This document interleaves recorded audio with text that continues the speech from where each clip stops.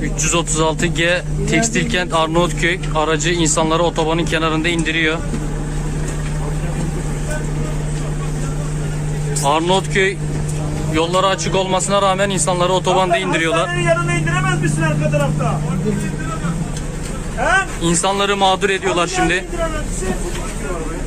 Tamam, hastaneyi indir usta. Tamam, o zaman indir yol ayrımında. Yol ayrımında indir bari ya. Tamam, öyle yapacak. Yol ayrımında indirecek.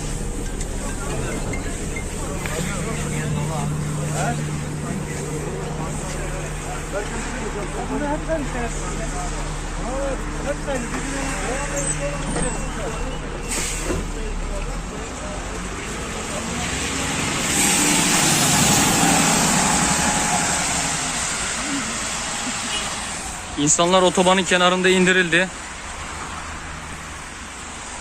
Buradan yürüyün diyorlar şimdi. Issız, karanlık. Kadın var, çocuk var, ne yapsın?